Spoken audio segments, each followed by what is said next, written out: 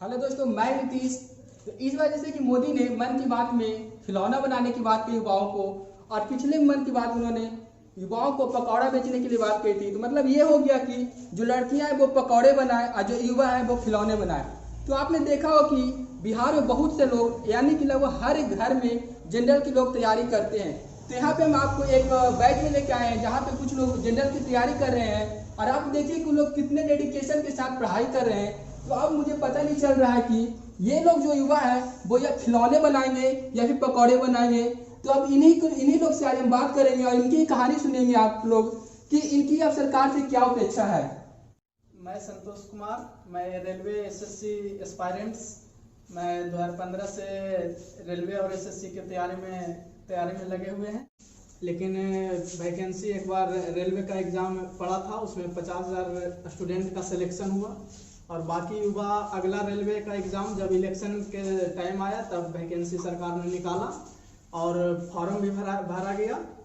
और फार्म भरने के बाद एग्ज़ाम डेट भी निकाला गया कि सितंबर में एग्ज़ाम डेट होगा, सितंबर में एग्ज़ाम होगा। लेकिन जब इलेक्शन हो गया और जब रिजल्ट भी आ गया, जब सरकार भी बन गई, तो पर भी एग्ज़ाम का कोई कंडक्ट कराने वाला कोई एजेंसी नहीं मिला। कोई ऐसा नोटिस नहीं निकला कि मार्च में एग्ज़ाम होगा, अप्रैल में एग्ज़ाम होगा। कहीं भी नोटिस का कोई चर्चा नहीं किया गया। और हम लोग जब एनटीपीसी का एग्ज़ाम निकला था तब हम लोग कोचिंग भी ज्वाइन किए, जुनून के साथ ज्वाइन किए थे। 3 महीना का कोर्स भी था कि सितंबर में हमको एग्ज़ाम देना है। पैसा भी हम लोग कोचिंग में जाके दिए, लेकिन कोर्स भी ख़त्म हो गया। लेकिन जब एग्ज़ाम के बारी आया तो एग्ज़ाम कराने का कोई नोटिस ही सरकार ने नहीं दिया। और इस कारण हम लोग फीस भी भर चुके हैं, जुनून भी ख़त्म हो चुका। जो पढ़े थे सब भुला गए, क्योंकि जब कोई लक्ष्य मिलता है तब उसको हम पीछा करते समय हमको लगता है कि हम उसको पीछा करें और उसको प्राप्ति करें। लेकिन जब लक्ष्य ही नहीं रहता तो हम लोग किस लक्ष्य को पीछा करें, ऐसे ही अंधेरा में जा रहे हैं, कुछ पता ही नहीं चल रहा है। और फिर उसके बाद सरकार ने धीरे धीरे क्या किया कि रेलवे को प्राइवेटाइजेशन करना स्टार्ट कर दिया, निजीकरण उसका करना स्टार्ट कर दिया। अब कहने लगा कि रेलवे को घाटा होने लगा।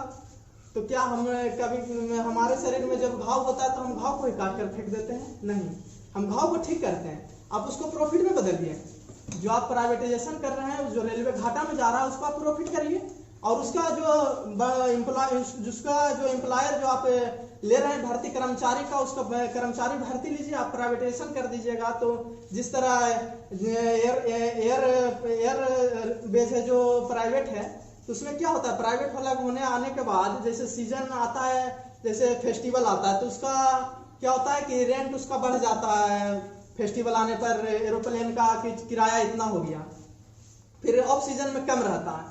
अगर वो प्राइवेट हो जाएगा रेलवे, तो इसका भी जब फेस्टिवल आएगा तो त्योहार में आएगा तो उसका भी रेंट बढ़ जाएगा, उसका भी किराया बढ़ जाएगा। वो तो अपना मनमानी करेगा, सरकार के हिसाब से तो सरकार से तो चलेगा नहीं, क्योंकि वो तो किसी के यहाँ बेच दिया गया है। तो इसमें जो हमारे जो बीपीएल वाले जो पॉवर्टी लाइन के नीचे जो रहते हैं, जो उतना नहीं कर सकते हैं, तो वो कैसे ट्रेवल करेंगे? जाने में उनको दिक्कत होगा, फेस्टिवल में अपना घर नहीं पहुंच सकते हैं। तो जो प्राइवेटाइजेशन जो सरकार कर रही है, उस पर हमको ये कहना है कि जैसे आप ये बात कर रहे हैं कि जैसे शरीर में घाव हुआ तो हम हाथ को ही काट कर फेंक दें। हाथ में घाव हुआ, हाथ को ही काट रहे, घाव आप ठीक नहीं कर रहे हैं और हाथ को काट कर फेंक रहे हैं। तो ये आप कर रहे हैं। तो अब इससे का मतलब ये हुआ कि सरकार में अब क्षमता ही नहीं रही कि हम युवा को रोजगार दें, युवा को हम एक सही मंजिल तक पहुंचाएं। हाँ, युवा को आप बोल रहे हैं कि हाँ फलाना काम कीजिए, ढकाना काम कीजिए, आप पकौड़ा बेचिए, सब ऐसा काम बता रहे हैं। तो क्या ग्रेजुएट करके ये करना उचित है?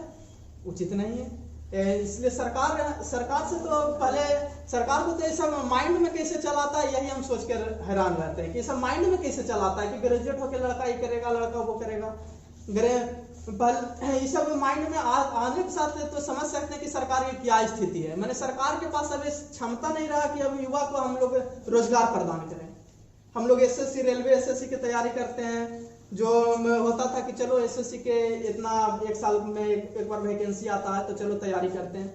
लेकिन जब वैकेंसी आ जाती है तो कहना एग्जाम होगा जो कोई पता नहीं होता, कहना रिजल्ट आएगा इसका भी पता नहीं होता है। कहीं ना ज्वाइनिंग आएगा कोई पता नहीं। अब ज्वाइनिंग अगर एक एग्जाम अगर होता है तो उसका ज्वाइनिंग होते होते 5 साल लग जाता है, जो कि हम लोग मिडिल क्लास फैमिली वाले हैं।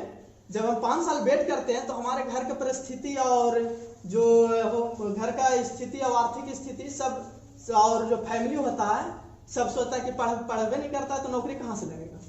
यहाँ तो सब मेहनत सब कर रहा है, लेकिन बढ़िया से एग्जाम कंडक्ट कराने वाला नहीं है, बढ़िया से गवर्नमेंट चला नहीं रहा है। क्या हो तब हम लोग प्रेशर में आके कोई लड़का सुसाइड कर लेता है, कोई लड़का बाहर कमाने चल जाता है, कोई एलिजिबल होता है उस जॉब के लिए तो बाहर कमाने चल जा रहा है, क्योंकि पारे नहीं लग रहा है। जब अब हम आज भूखल हैं, अब खाना मिलेगा 10 रोज बाद तो कैसे काम चलेगा। हम तो खाना के लिए कुछ ना कुछ उपाय करेंगे, जरूर करेंगे। लेकिन इसी कारण युवा और जो भारत की अर्थव्यवस्था कहता है कि विदेश में प्राइवेटाइजेशन कर रहा है, निजीकरण कर रहा है, तो विदेश में ऐसा ही है। तो विदेश में वैसा क्यों है? क्योंकि वहाँ सबका जो पॉवर्टी लाइन वहाँ है ही नहीं, बहुत कम है होगा, तब वो अफोर्ड कर रहा है उस अथी के लिए, तब वहाँ प्राइवेटाइजेशन अच्छा है। लेकिन यहाँ क्या है, यहाँ वो अफोर्ड ही नहीं कर पाएगा, क्योंकि यहाँ बीपीएल बहुत ज़्यादा है। जो मिडिल क्लास फैमिली बहुत सा है। अब सब तो अंबानी है नहीं जो इतना अफोर्ड कर लेगा। सब अब वो कह रहा है कि विदेश में कर रहा है तो वहाँ विदेश वाला डेवलप है, नहीं, वो डेवलप करके प्राइवेटाइजेशन किया, डेवलप होने के पहले ही कर रहा है। सरकार में बहुत बड़ा फॉल्ट है, ये सब सोचना चाहिए।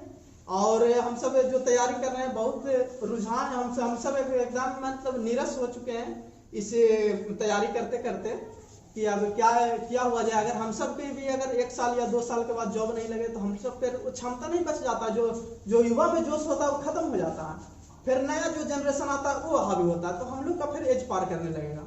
तो इसका जिम्मेवार कौन है? भारत सरकार है, इंडिया गवर्नमेंट है। सरकार किसी का भी हो, अगर हम देश से दे रहे हैं कि चलाइए तो युवा को रोजगार भी देना।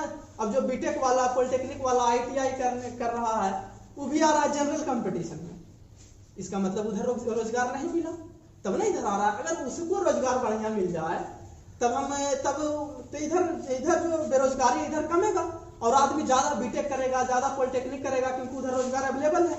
लेकिन इसी कारण हम मैंने मोस्टली नहीं करता बीटेक, बेरोजगारी और ज्यादा भरा पड़ा है, क्योंकि बीटेक वाले को और डिप्लोमा वाले को और जो BCA का सबको रोजगार नहीं मिल रहा है। जो मिल रहा है तो इक्का दुक्का मिल रहा है, और वैसा रोजगार मिल रहा है जो जिसके अब 5000 मंथली मिल रहा बीटेक करके, क्या होगा उससे? कुछ नहीं होगा। तो हमको एक गुजारिश सरकार से यही गुजारिश है कि एक नया परिवर्तन होना चाहिए, एक नया सिस्टम आना चाहिए, जिसके अंतर्गत युवा को सही रोजगार मिले और सही एलिजिबल कि ये लड़का इसके लिए एलिजिबल है तो बस इसको ये जॉब होना चाहिए। ये होना चाहिए सरकार में कि सब युवा के पास ये रोजगार होना चाहिए। और युवा जो होता है वो देश के रीढ़ की हड्डी होती है। क्यों होता है? क्योंकि युवा ही सरकार परिवर्तन करता है और सरकार को गिराता और जिताता भी युवा ही है, क्योंकि युवा में कुछ बदलने की शक्ति होता है। लेकिन सरकार ने युवा को इस तरह बेबस कर दिया है कि ना ये आगे जा सकता है और ना ही पीछे जा सकता है। जो तैयारी करता है उन्हें कमा सकता है और ना ही नौकरी पा सकता है। कमा तो इसलिए नहीं सकता है, इसलिए दूसरा काम नहीं कर सकता क्योंकि हमको मन लग गया पढ़ने में। अब हमको पढ़ाई वाला काम देगा तब ये होगा, और उसके बाद कहिएगा पकौड़ी बेचने के लिए, तो ये तो सुसाइड करे वाली बात हो गई। और नौकरी इसलिए नहीं मिल रहा है क्योंकि सरकार में कमजोरी, सरकार वैकेंसी दे नहीं रहा है, सरकार के पास इतना संस्था है नहीं कि इतना युवा को रोजगार दे। बोल रही है सरकार की रेलवे घाटा में जा रहा है। रेलवे में तो घाटा में तो जाएगा ही, जब आप सब पैसा लगा दीजिएगा विधायक और MP और सांसद खरीदने में तो घाटा जाएगा ही। अब सब तो हर स्टेट में सरकार बनाने में पैसा लगा दीजिएगा तो घाटा तो ऑब्वियसली जाएगा, एकदम जाएगा, हर हालत में जाएगा। अब यहाँ कोई फलाना मंदिर और फलाना मस्जिद और फलाना गिरजाघर बना रहे हैं, तब तो उसमें तो पैसा उधर इन्वेस्ट हो रहा है, जिससे कि होगा क्या, जो इसका उससे GDP नहीं बढ़ेगा और उसमें GDP जहाँ बढ़ने के लिए जहाँ इन्वेस्ट होना चाहिए वहां पर आप कर नहीं रहे हैं, आप GDP को माइनस में लेकर चला है। तो ये सब जो खामियां है जो सरकार को सोचना चाहिए, कैसे नहीं झलक रहा है सरकार को, है तो सोचने वाली बात है। इसका मतलब हमको ये समझ में आ रहा है कि जो ऊपर बैठे हैं सब करप्ट बैठे हैं, जो ऊपर जो हाई मैथ में बैठे हैं वो करप्ट है, करप्ट भ्रष्ट है। उनका पास इतना भी दिमाग नहीं है कि यहाँ ऐसे क्या होना चाहिए, युवा कितना बेरोजगार है, क्या है, मोदी जी इतना बार मन के बात किए और फलाना बात किए और भाई और बहनों की, इसमें एक बार भी बेरोजगारी नहीं आया। कहा है सब रोजगार है, सब रोजी रोजगार सबको मिला हुआ है, ऐसा सोच रहे हैं। लेकिन यहाँ देखिए युवा आज क्या कहाँ पे किस स्थिति में है। तो सरकार इन्हीं की सरकार है कि सरकार हम चला रहे हैं, तब हम खाली कांग्रेस को हरा देना है और आपको हरा देना है और सरकार बना लेना है, या तो कांग्रेस बीजेपी को हरा कर बना लेना है। इससे नहीं देश चलता है। देश युवा से चलता है, देश उसका आर्थिक स्थिति से चलता है। सबको निजीकरण किए जा रहे हैं, तो रोजगार कौन देगा? अब तो प्राइवेट वाला सब अपना अपना मनमानी करेगा कि हम इसको रोजगार देंगे, इसको, उसमें तो और ज्यादा करप्शन बढ़ेगा। तो इसलिए हमको इस कहना है कि जिस सरकार कोई भी एग्जाम कंडक्ट करावे तो एक टाइम दे दे कि चलो मार्च में एग्जाम होगा, रेलवे का एग्जाम होगा, तो सब जुनून के साथ है कि चलो 2 साल में एक ही बार एग्जाम होगा, मार्च में होगा या अप्रैल में होगा, कोई फिक्स कर दे। तो उसमें क्या होता है कि सब लड़का को पढ़ने में जुनून आता है कि नहीं हमको मार्च में, हमको एकदम टारगेट है कि मार्च में एग्जाम होगा ही होगा। तो सरकार को एक ऐसा सिस्टम लाना चाहिए, सरकार को एक ऐसा बदलाव करना चाहिए। और हम लोग जो भुगत रहे और जो भुगत चुके हमारे जो सीनियर सब, वो हमारे आने वाले पीढ़ी को नहीं भुगतना पड़े। सरकार से बस इतना ही गुजारिश है। और बाकी सरकार इतना बड़ा है तो कुछ सोचना ही पड़ेगा उनको, सोचते ही होंगे। सब इतना सारा मुद्दा उठाए हैं, अभिनय sir, Dhananjay sir, Rakesh Yadav sir, बहुत से सारे सर हैं जो उठाए हैं, जो अब इतना उनसे नहीं सुन रहे तो फिर सोचने वाली बात है कि जब शिक्षक से नहीं कोई आदमी सुन रहा है, जो देश का नहीं सुन रहा है, तो और किससे सुनेगा? तो बस अगर ये वीडियो आपको अच्छा लगा हो तो वीडियो को लाइक, शेयर और चैनल को सब्सक्राइब करना ना भूले। और अगर आप भी चाहते हैं कि इस देश से बेरोजगारी पूरी तरीके से हट जाए तो इस वीडियो को ज़्यादा से ज़्यादा शेयर करें, और इतना शेयर करें कि ये वीडियो हमारे माननीय प्रधानमंत्री श्री नरेंद्र मोदी तक पहुंच जाए। जय हिंद, जय भारत।